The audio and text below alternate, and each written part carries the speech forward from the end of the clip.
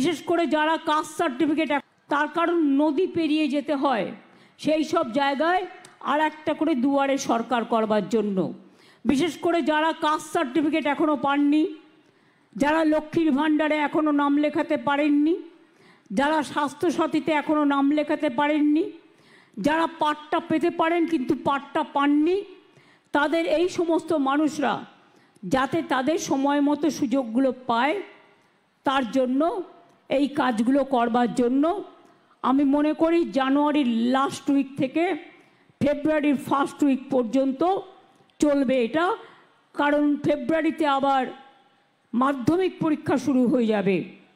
মাধ্যমিকের ছাত্রছাত্রীদের জন্য আমার রইল অনেক শুভেচ্ছা, অভিনন্দন। খুব ভালো করে পড়াশোনা করতে হবে, কন্যাশ্রী বিশ্বশ্রী হতে হবে। মাথায় রাখতে হবে যে তোমরা একদিন পাইলট হবে, তোমরা একদিন ইঞ্জিনিয়ার হবে, তোমরা একদিন ডাক্তার হবে, তোমরা একদিন প্রফেসর হবে। এখন থেকে ব্রত নাও, মানুষের সেবা করতে হবে। মানুষের সেবা করাটা আমাদের সবার ধর্ম।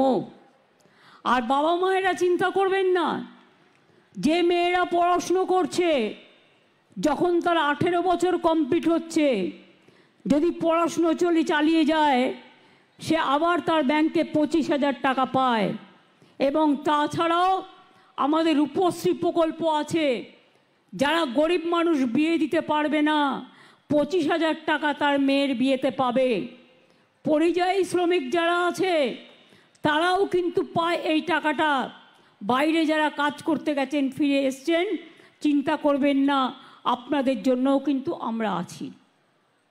একটা কথা মনে রাখবেন,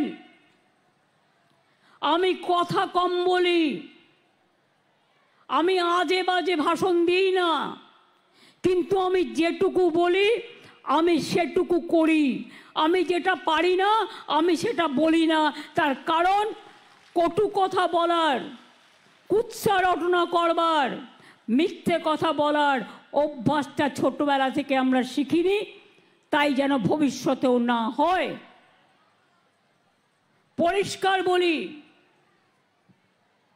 সৎ থাকলে কি হয় জানেন? সৎ থাকলে আল্লাহর দোয়া পাওয়া যায়, ঈশ্বরের আশীর্বাদ পাওয়া যায়, আম্বেদকরজির আশীর্বাদ পাওয়া যায়, বিরসা মুন্ডার পাওয়া যায়, পঞ্চানন বর্মার পাওয়া যায়। সবার আশীর্বাদ, শুভেচ্ছা